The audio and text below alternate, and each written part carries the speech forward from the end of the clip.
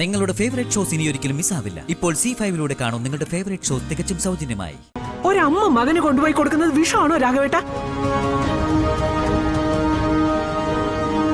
പ്രസവിച്ച ആദ്യ നിമിഷങ്ങളിൽ ഞാനാ എന്റെ മോന്റെ മുഖം കണ്ടിട്ടുള്ളത്. പിന്നീടേ ഉള്ളൂ അച്ഛനും ബന്ധുക്കളും ഒക്കെ.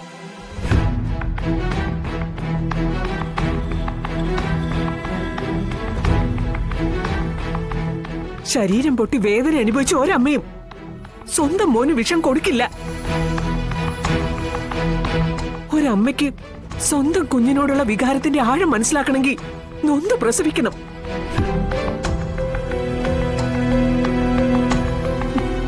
ഒരാണിന് അതെത്ര പറഞ്ഞാലും മനസ്സിലാവില്ല. അതിപ്പോ സ്വന്തം അച്ഛനായാലും അതങ്ങനെ തന്നെയാ.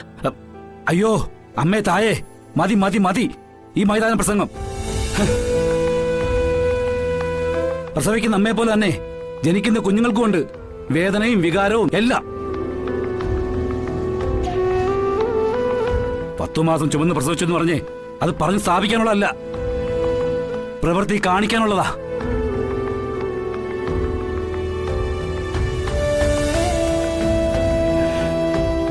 സ്വന്തം മകന് പൊള്ളലേറ്റിരിക്കുന്നതേ കൈക്കോ കാലിനോ അല്ല, അവന്റെ മനസ്സിനാ. അത് ചെയ്തിരിക്കുന്നത് നീയും. അവന്റെ സ്വന്തം ഭാര്യയാ അവനിൽ നിന്ന് പിടിച്ചെടുത്ത് പുറത്തേക്ക് എറിഞ്ഞേക്കുന്നത്.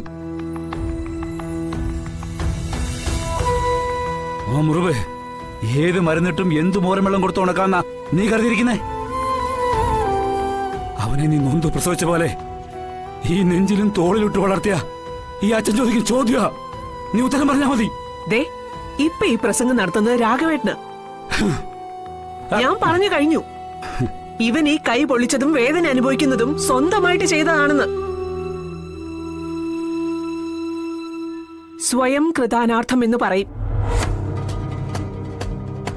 അതിന്റെ ഫലമേ സ്വയം അനുഭവിച്ചേ പറ്റൂ.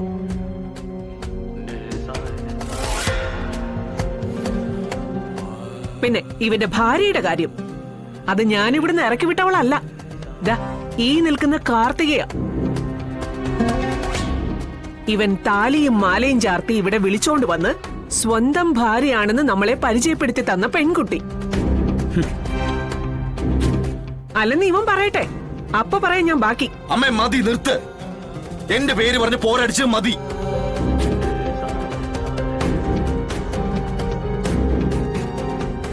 അമ്മ പറഞ്ഞത് ശരി തന്നെയാ, ഞാൻ സ്വയം ചെയ്തു വെച്ച പ്രവൃത്തിയാ. അമ്മ പറഞ്ഞതുപോലെ സ്വയം കൃതാനാർത്ഥം. അതിന്റെ വേദനയും കഷ്ടപ്പാടും ഞാൻ തന്നെ അനുഭവിച്ചോളാം.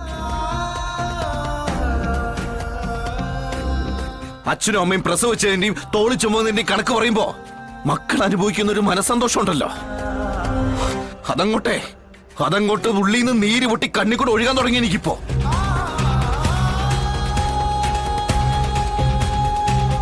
രണ്ടുപേരോട് ഒരുപാട് നന്ദിയുണ്ട്.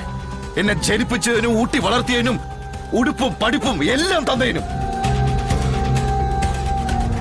ഇനി ഞാൻ അങ്ങോട്ട് സ്വയം ജീവിക്കാൻ പോവാ. ഉപകാരത്തിനും ഉപദ്രവത്തിനും വരരുത്.